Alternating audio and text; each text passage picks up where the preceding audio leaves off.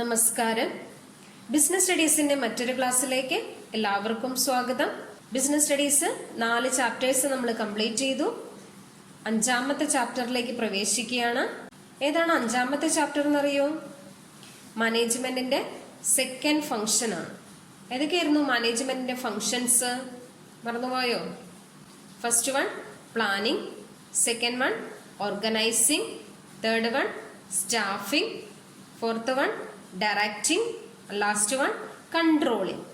ഇതായിരുന്നു managerial functions എന്ന് പറയുന്നത്. അപ്പൊ 5ാമത്തെ ചാപ്റ്റർ മാനേജ്മെന്റിന്റെ സെക്കൻഡ് ഫങ്ഷൻ ആയ ഓർഗനൈസിങ് ആണ്. നിങ്ങൾ കേട്ടിട്ടുണ്ടോ ഓർഗനൈസിങ് എന്ന ടേം? എന്താണ് ഓർഗനൈസ് ചെയ്യുക എന്ന് പറഞ്ഞാല്? നമ്മൾ എല്ലായ്പ്പോഴും പറയുന്ന ഒരു ടേം ആണ് ഓർഗനൈസ് ചെയ്യുക എന്നുള്ളത്, അല്ലേ? ഏതെങ്കിലും ഒരു ഇവന്റോ അല്ലെങ്കിൽ ഒരു പ്രോഗ്രാമോ ഒക്കെ അറേഞ്ച് ചെയ്യുമ്പോൾ നമ്മൾ പറയുന്ന ഒരു ടേം ആണ് ഓർഗനൈസിങ് എന്നുള്ളത്. എന്താ അപ്പോൾ ഓർഗനൈസ് ചെയ്യുക എന്ന് പറഞ്ഞാൽ സംഘടിപ്പിക്കുകയാണ്. എന്തായിരിക്കും സംഘടിപ്പിക്കുന്നത്? ഒരു ഓർഗനൈസേഷന് വേണ്ട പല ആക്ടിവിറ്റീസ് ഉണ്ടല്ലേ? ആ വേണ്ട ആക്ടിവിറ്റീസ് എല്ലാം അറേഞ്ച് ചെയ്യുന്ന ഒരു ഫംഗ്ഷൻ ആണ് 2ാമത്തെ ഫംഗ്ഷനായ ഓർഗനൈസിങ് എന്ന് പറയുന്നത്. അപ്പൊ ഈ നമ്മൾ ചാപ്റ്ററിൽ ഓർഗനൈസിങ് എന്ന് പറയുന്ന ചാപ്റ്ററിൽ മീനിങ്, അതേപോലെ തന്നെ സ്റ്റെപ്സ്, ഇമ്പോർട്ടൻസ്, അങ്ങനെ കുറച്ച് കാര്യങ്ങളാണ് നമുക്ക് ഈ ചാപ്റ്ററിൽ പഠിക്കാനുള്ളത്. അപ്പൊ നമുക്ക് അതിന്റെ മീനിങ്ങിലേക്ക് പോകാം. എന്താണ് ഓർഗനൈസിങ്? ഓർഗനൈസിങ്ങിന്റെ മീനിങ് നമുക്കൊരു ഉദാഹരണത്തിലൂടെ നോക്കാം. അതായത് നമ്മുടെ സ്കൂളിൽ ഒരു ഫുട്ബോൾ ടൂർണമെന്റ് ഓർഗനൈസ് ചെയ്യണം. എന്തെല്ലാം കാര്യങ്ങളാണ് ആ ഫുട്ബോൾ ടൂർണമെന്റ് ഓർഗനൈസ് ചെയ്യണമെന്നുണ്ടെങ്കിൽ നമ്മൾ നടത്തേണ്ടത്? അതിന് വേണ്ടിയിട്ട് ആദ്യം ഒരു ടീമിനെ സെലക്ട് ചെയ്യണം, അല്ലേ? അപ്പോൾ ആ ടീമിനെ സെലക്ട് ചെയ്ത് അതിനു വേണ്ട കമ്മിറ്റികളെ തെരഞ്ഞെടുത്ത് ഓരോ കമ്മിറ്റിക്കാർക്കും അതിനുള്ള ഡ്യൂട്ടീസ് അസൈൻ ചെയ്ത് കൊടുത്ത് പിന്നെ ഏത് ഡേറ്റിലാണ് മാച്ച് നടത്തേണ്ടത് എന്നുള്ളത് തീരുമാനിച്ച് ഇങ്ങനെ ഒട്ടനവധി കാര്യങ്ങൾ നമ്മൾ അവിടെ എന്ത് ചെയ്യുന്നു? ഓർഗനൈസ് ചെയ്യുന്നു, അല്ലേ? അപ്പോൾ ഓർഗനൈസിങ് എന്ന് പറയുന്ന ടേം ഓർഗനൈസേഷനിൽ വരുമ്പോഴും ഇതുപോലെ തന്നെയാണ്. എന്തെല്ലാം ആക്ടിവിറ്റീസ് ആണോ ചെയ്യാനുള്ളത്, ആ ചെയ്യാനുള്ള ആക്ടിവിറ്റീസ് ഐഡന്റിഫൈ ചെയ്ത് അത് ഒരേപോലെ വരുന്ന ആക്ടിവിറ്റീസിനെ ഗ്രൂപ്പ് ചെയ്ത് അതിൽ എന്തെല്ലാം റിസോഴ്സസ് ആണോ വേണ്ടത് ആ റിസോഴ്സസിനെ എല്ലാത്തിനെയും കൂടെ കൂട്ടിച്ചേർക്കുന്ന ഒരു പ്രവർത്തനത്തെയാണ് ഓർഗനൈസിങ് എന്ന് പറയുന്നത്. നമുക്ക് ഈ മീനിങ്ങിലൂടെ ഒന്നുകൂടെ നോക്കാം. അതായത് organising is the process of identifying. എന്താണ് ഐഡന്റിഫൈ ചെയ്യുക എന്ന് പറഞ്ഞാൽ? തിരിച്ചറിയുക. എന്തെല്ലാം കാര്യങ്ങളാണ് നമുക്ക് ചെയ്യാനുള്ളത് എന്നുള്ളത് ആദ്യമേ തന്നെ നമ്മൾ എന്ത് ചെയ്യുക? ഐഡന്റിഫൈ ചെയ്യണം. ഇപ്പൊ നമ്മൾ പറഞ്ഞ ഫുട്ബോൾ ടൂർണമെന്റില് അത് ആ പ്രോഗ്രാം ഓർഗനൈസ് ചെയ്യുമ്പോൾ എന്തെല്ലാം കാര്യങ്ങളാണ് ചെയ്യാനുള്ളത് എന്നുള്ളത് ആദ്യമേ തന്നെ നമ്മൾ ഐഡന്റിഫൈ ചെയ്യുക. ഒരു ഗ്രൗണ്ട് സെലക്ട് ചെയ്യണം, അതിലേക്ക് വേണ്ടിയിട്ടുള്ള മെമ്പേഴ്സിനെ സെലക്ട് ചെയ്യണം. ഇങ്ങനെ ഒട്ടനവധി കാര്യങ്ങൾ നമ്മൾ ഐഡന്റിഫൈ ചെയ്യുന്നു. And grouping various activities. ഇനി അതിൽ തന്നെ ഒരേപോലെ വരുന്ന പലതരത്തിലുള്ള ആക്ടിവിറ്റീസ് ഉണ്ടാകും. ആ ആക്ടിവിറ്റീസിനെയും എല്ലാം എന്ത് ചെയ്യുക? ഗ്രൂപ്പാക്കുക, ഒരു ഗ്രൂപ്പാക്കി മാറ്റുക. അങ്ങനെ പല പല ഗ്രൂപ്പുകൾ ഉണ്ടാകും. ഓർഗനൈസേഷനിൽ വരുമ്പോൾ അതുപോലുള്ള പല ഗ്രൂപ്പുകൾ ഉണ്ടാകും. ആ പല ഗ്രൂപ്പുകൾ ഓർഗനൈസേഷനിൽ അറിയപ്പെടുന്നത് ഡിപ്പാർട്ട്മെന്റ് എന്ന പേരിലാണ്. ആ ഗ്രൂപ്പ് ചെയ്യുന്ന പ്രോസസ്സ് അറിയപ്പെടുന്നത് ഡിപ്പാർട്ട്മെന്റ് എന്ന പേരിലാണ്. And bringing together physical, financial and human resources. അപ്പൊ ഗ്രൂപ്പ് ചെയ്യുമ്പോൾ എന്തെല്ലാം ആക്ടിവിറ്റീസിനെ വെച്ചുകൊണ്ടാണ് ഗ്രൂപ്പ് ചെയ്യുന്നത്? ഫിസിക്കൽ ആയിട്ടുള്ള ആക്ടിവിറ്റീസ് ഉണ്ടാകും, ഫിനാൻഷ്യൽ ആക്ടിവിറ്റീസ് ഉണ്ടാകും, ഹ്യൂമൻ റിസോഴ്സസ് ഉണ്ടാകും. 3 കാര്യങ്ങളാണ് പറഞ്ഞത്: physical, financial and human resources. And establishing productive relations among them for the achievement of specific goals. ഇതെല്ലാം ചെയ്യുന്നത്, ഈ ആക്ടിവിറ്റീസിനെ എല്ലാത്തിനെയും കൂടെ ഗ്രൂപ്പ് ചെയ്യുന്നത് എന്തിനു വേണ്ടിയിട്ടാണ്? ഓർഗനൈസേഷന് ഒരു ഗോൾ ഉണ്ട്, ആ ഗോള് അച്ചീവ് ചെയ്യുന്നതിന് വേണ്ടിയിട്ടാണ്. നമ്മൾ പ്ലാനിങ്ങിൽ ഒരു ഗോൾ സെറ്റ് ചെയ്ത് വെച്ചിട്ടുണ്ട്. ആ ഗോൾ എന്താണോ ആ ഗോൾ അച്ചീവ് ചെയ്യുന്നതിന് വേണ്ടി ഓർഗനൈസേഷനിലെ ഫിസിക്കൽ ആയിട്ടുള്ള, ഫിനാൻഷ്യൽ ആയിട്ടുള്ള, ഹ്യൂമൻ റിസോഴ്സസിനെ ഐഡന്റിഫൈ ചെയ്ത് ഗ്രൂപ്പ് ചെയ്യുന്ന പ്രോസസ്സിനെയാണ് ഓർഗനൈസിങ് എന്ന് പറയുന്നത്. ഓർഗനൈസിങ്ങിന്റെ മീനിങ്ങിലൂടെ നമുക്ക് ഒന്നുകൂടെ പോകാം. Organizing is the process of identifying and grouping various activities and bringing together എന്തെല്ലാം ആക്ടിവിറ്റീസ് ആണ് എന്നുള്ളതാണ് അവിടെ പറയുന്നത്. Physical, financial and human resources.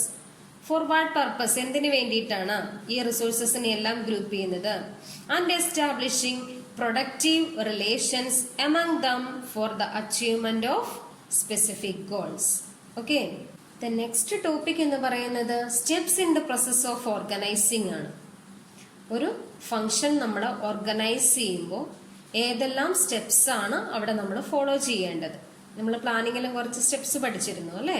അതുപോലെ ഓർഗനൈസിങ്ങിൽ 4 സ്റ്റെപ്സ് ആണ് വരുന്നത്. ഏതൊക്കെയാണ് ആ സ്റ്റെപ്പ് എന്നുള്ളത് നമുക്ക് 1 by 1 ആയിട്ട് നോക്കാം.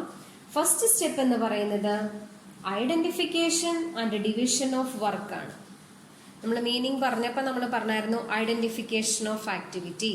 അപ്പൊ അത് തന്നെയാണ് ഓർഗനൈസിങ്ങിന്റെ ഫസ്റ്റ് സ്റ്റെപ്പ് എന്ന് പറയുന്നത്. Identification and division of work. എന്ത് കാര്യമാണ് നമുക്ക് ചെയ്യാനുള്ളത് എന്നുള്ളത് ഐഡന്റിഫൈ ചെയ്ത് കഴിഞ്ഞാൽ ആ വർക്കിനെ എന്ത് ചെയ്ത് കൊടുക്കുക? ഡിവൈഡ് ചെയ്ത് കൊടുക്കുക.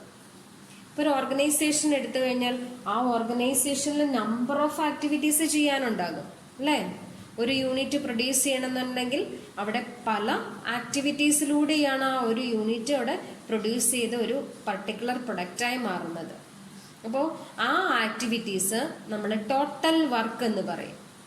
ചെയ്യാനുള്ള ആക്ടിവിറ്റീസിനെ എല്ലാത്തിനെയും കൂടെ നമ്മൾ പറയുന്നതാണ് ടോട്ടൽ വർക്ക് എന്ന് പറയും.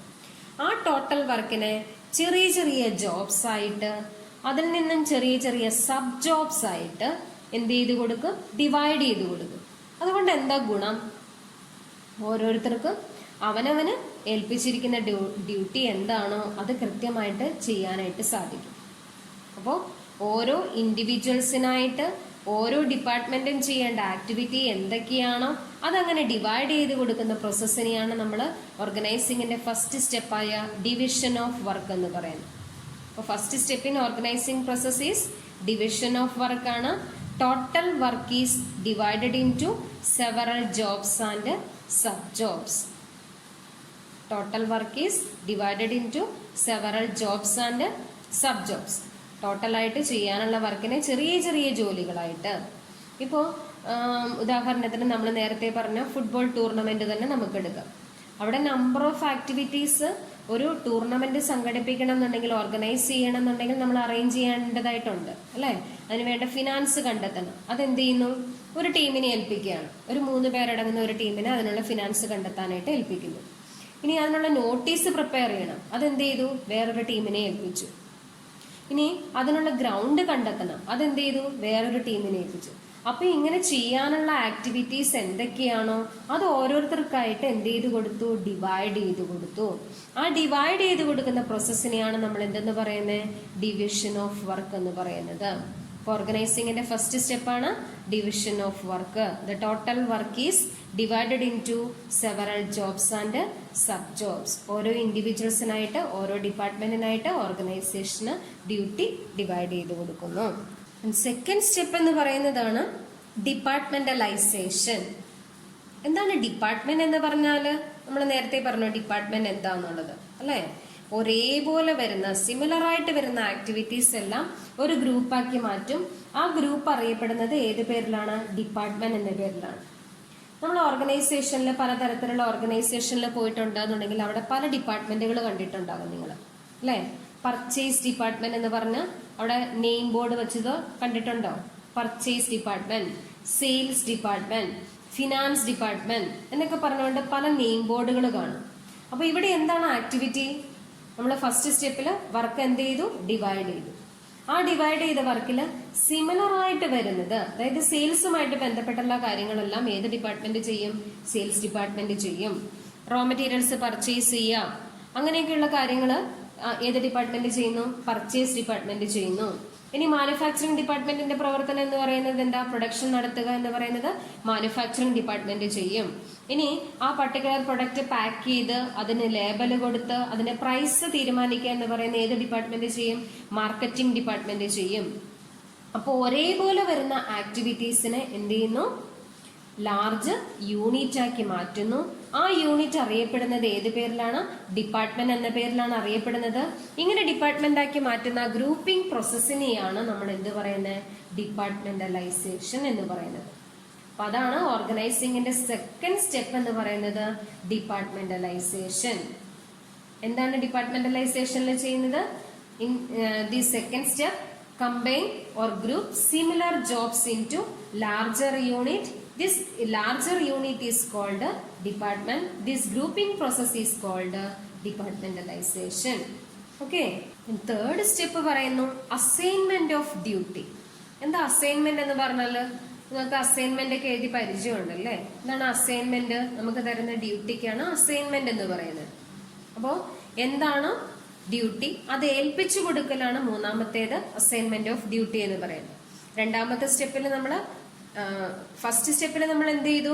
വർക്ക് ഡിവൈഡ് ചെയ്തു. രണ്ടാമത്തെ സ്റ്റെപ്പിൽ ഒരേപോലെ വരുന്നതിനെ ഒരു ഡിപ്പാർട്ട്മെന്റ് ആക്കി നമ്മൾ തരംതിരിച്ചു വെച്ചിരിക്കുകയാണ്. ഇനി ഈ ഡിപ്പാർട്ട്മെന്റിന് ഓരോരുത്തർക്കും എന്ത് ചെയ്യണം?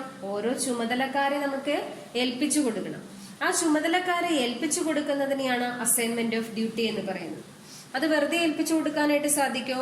അവരുടെ ക്വാളിഫിക്കേഷനും സ്കില്ലും ബേസ് ചെയ്തുകൊണ്ടാണ് അവർക്ക് ഓരോരുത്തർക്കും ഓരോ ഡ്യൂട്ടി എന്ത് ചെയ്ത് കൊടുക്കുന്നത്? അസൈൻ ചെയ്ത് കൊടുക്കുന്നത്. അപ്പോൾ അങ്ങനെ ഓരോരുത്തരുടെ കഴിവിനനുസരിച്ചുകൊണ്ട്, അതായത് അവരുടെ ക്വാളിഫിക്കേഷൻ അനുസരിച്ചുകൊണ്ട് ആ റൈറ്റ് പേഴ്സണെ റൈറ്റ് പോസ്റ്റിലേക്ക് നമ്മൾ ചുമതലപ്പെടുത്തുന്ന പ്രോസസ്സാണ് തേർഡ് സ്റ്റെപ്പായ അസൈൻമെന്റ് ഓഫ് ഡ്യൂട്ടീസ് എന്ന് പറയുന്നത്. After forming departments, each employee should be placed in their respective positions. എന്ത് ചെയ്യാണ്? ആ റെസ്പെക്റ്റീവ് പൊസിഷൻസിലേക്ക് ഈച്ച് എംപ്ലോയി, ഓരോ എംപ്ലോയിയെ നമ്മൾ അപ്പോയിന്റ് ചെയ്യാണ് under A manager and allocate them the duties based on their skill and knowledge. എന്നിട്ട് അവർക്ക് അവരുടേതായ ഡ്യൂട്ടീസ്, അവരുടേതായ റെസ്പോൺസിബിലിറ്റി എന്ത് ചെയ്ത് കൊടുക്കുകയാണ്? അസൈൻ ചെയ്ത് കൊടുക്കുകയാണ്. എന്തിന്റെ ബേസിലാണ്? അവരുടെ സ്കിൽ, അവരുടെ നോളജിന്റെ ബേസിൽ. അപ്പോൾ അങ്ങനെ ഡ്യൂട്ടി അസൈൻ ചെയ്ത് കൊടുക്കുന്ന പ്രോസസ്സാണ് മൂന്നാമത്തെ സ്റ്റെപ്പായ അസൈൻമെന്റ് ഓഫ് ഡ്യൂട്ടീസ് എന്ന് പറയുന്നത്. ലാസ്റ്റ് സ്റ്റെപ്പ് എന്ന് പറയുന്നതാണ് എസ്റ്റാബ്ലിഷിംഗ് അതോറിറ്റി റെസ്പോൺസിബിലിറ്റി റിലേഷൻഷിപ്പ്. അതായത് ഇങ്ങനെ ഡ്യൂട്ടി എല്ലാം അസൈൻ ചെയ്ത് കൊടുത്തിട്ട് കാര്യമില്ല. ഓർഗനൈസേഷനിലെ ടോപ്പ് ലെവലിലുള്ളവരും താഴെയുള്ള വർക്കേഴ്സും തമ്മിൽ എന്ത് വേണം? ഒരു ഗുഡ് റിലേഷൻഷിപ്പ് വേണം. ആ ഗുഡ് റിലേഷൻഷിപ്പ് മെയിൻറ്റെയിൻ ചെയ്യുന്നതാണ് ഓർഗനൈസിംഗിന്റെ ലാസ്റ്റ് സ്റ്റെപ്പായ എസ്റ്റാബ്ലിഷിംഗ് റിലേഷൻഷിപ്പ് എന്നതുകൊണ്ട് ഉദ്ദേശിക്കുന്നത്. Various positions in the organisation R arranged in A hierarchy. ഓരോരുത്തരുടെയും പൊസിഷൻ എന്ത് ചെയ്യുന്നു? ഒരു ഹൈറാർക്കിക്കൽ ഓർഡറിൽ അറേഞ്ച് ചെയ്യുന്നു. With a clear definition of authority and responsibility. എന്താണ് ടോപ്പ് ലെവൽ മാനേജേഴ്സിന്റെ അതോറിറ്റി എന്ന് പറയുന്നത്? എന്താണ് താഴെ വരുന്ന മിഡിൽ ലെവലിന്റെയും ലോവർ ലെവലിന്റെയും റെസ്പോൺസിബിലിറ്റി എന്ന് പറയുന്നത്? അപ്പോൾ ഓരോരുത്തരുടെയും അതോറിറ്റി, റെസ്പോൺസിബിലിറ്റി ക്ലിയർ ആയിട്ട് ഡിഫൈൻ ചെയ്ത് അവർക്ക് അതിൻ്റെതായ പൊസിഷൻസ് അസൈൻ ചെയ്ത് കൊടുത്ത് അവർ തമ്മിൽ ഒരു ഗുഡ് റിലേഷൻഷിപ്പ് മെയിൻറ്റെയിൻ ചെയ്യണം ഓർഗനൈസേഷനിൽ. Each employee should know from whom he has to take orders and to whom he is accountable. ഓരോ എംപ്ലോയിയും എന്തറിഞ്ഞിരിക്കണം? ആരാണ് ഡ്യൂട്ടി തന്നിരിക്കുന്നത്, അല്ലെങ്കിൽ ആരിൽ നിന്നാണ് ഞാൻ ഓർഡർ സ്വീകരിച്ചിരിക്കുന്നത് എന്നുള്ളത് ഓരോ എംപ്ലോയിയും അറിഞ്ഞിരിക്കണം. അതുപോലെ തന്നെ തിരിച്ച് ആ സുപ്പീരിയറോട് ആ എംപ്ലോയിക്ക് എന്തുണ്ട്? അക്കൗണ്ടബിലിറ്റി ഉണ്ട്. തീർച്ചയായിട്ടും എന്നെ ഏൽപ്പിച്ചിരിക്കുന്ന വർക്ക് എന്താണോ ആ വർക്ക് ഞാൻ കംപ്ലീറ്റ് ചെയ്ത് കഴിയുമ്പോൾ അതിന്റെ റിപ്പോർട്ടും കാര്യങ്ങളും ഞാൻ എന്റെ ഹയർ അതോറിറ്റിക്ക് കൊടുക്കണം. അപ്പോൾ ഒരു അതോറിറ്റി റെസ്പോൺസിബിലിറ്റി റിലേഷൻഷിപ്പ്, ഇത് എന്തിനു വേണ്ടിയിട്ടാണ് ഓർഗനൈസേഷനിൽ ഈ അതോറിറ്റി റെസ്പോൺസിബിലിറ്റി റിലേഷൻഷിപ്പ് ക്ലിയർ ആയിട്ട് പറയുന്നത്? കോർഡിനേഷൻ ഉണ്ടാകുന്നതിന് വേണ്ടിയിട്ടാ അല്ലെ? അവര് തമ്മിൽ ഓർഗനൈസേഷനിൽ ഒരിക്കലും ഒരു കോൺഫ്ലിക്റ്റ്, വഴക്കുകൾ ഉണ്ടാകാൻ പാടില്ല. അപ്പോൾ കൃത്യമായിട്ട് ഇന്നതാണ് ടോപ്പ് ലെവലിന്റെ അതോറിറ്റി എന്ന് കൃത്യമായിട്ട് പറഞ്ഞിട്ടുണ്ട്. ഇന്നതാണ് താഴെയുള്ള ഓരോ മാനേജേഴ്സിന്റെയും അതേപോലെ തന്നെ വർക്കേഴ്സിന്റെയും റെസ്പോൺസിബിലിറ്റി എന്നുള്ളത്. ഇത് കൃത്യമായിട്ട് പറയുകയാണെന്നുണ്ടെങ്കിൽ അവിടെ ഓർഗനൈസേഷനിൽ എന്തുണ്ടാകും? നല്ലൊരു കോർഡിനേഷനോട് കൂടി മുന്നോട്ട് പോകാനായിട്ട് സാധിക്കുന്നു. അപ്പൊ ഇങ്ങനെ 4 സ്റ്റെപ്പേ ഓർഗനൈസിങ്ങിൽ വരുന്നുള്ളൂ. ഓർഗനൈസിങ്ങിനപ്പം 4 സ്റ്റെപ്പേ വരുന്നുള്ളൂ. ഏതൊക്കെയാണ് സ്റ്റെപ്സ് എന്നുള്ളത് നമുക്ക് ഒന്നുകൂടെ നോക്കാം. First one, division of work. എന്തായിരുന്നു ഡിവിഷൻ ഓഫ് വർക്കിൽ നമ്മൾ ചെയ്ത്? ടോട്ടൽ വർക്കിനെ സെവറൽ ജോബ്സ് ആയിട്ടും സബ് ജോബ്സ് ആയിട്ടും ഡിവൈഡ് ചെയ്തു. Second one, departmentalisation. ആ സെവറൽ ജോബ്സ് ആയിട്ട് ഡിവൈഡ് ചെയ്തതിൽ നിന്നും ഒരേപോലെ വരുന്ന ജോബ്സിനെ നമ്മൾ എന്താക്കി മാറ്റി? ഓരോ ഡിപ്പാർട്ട്മെന്റ് ആക്കി മാറ്റി. നമ്മൾ പർച്ചേസ് ഡിപ്പാർട്ട്മെന്റ് എന്നൊക്കെ പറഞ്ഞല്ലോ, ആ ഡിപ്പാർട്ട്മെന്റ് ആക്കി മാറ്റുന്ന പ്രോസസ്സിനെയാണ് എന്തെന്ന് പറയുന്നത്? ഡിപ്പാർട്ട്മെന്റലൈസേഷൻ എന്ന് പറയുന്നത്.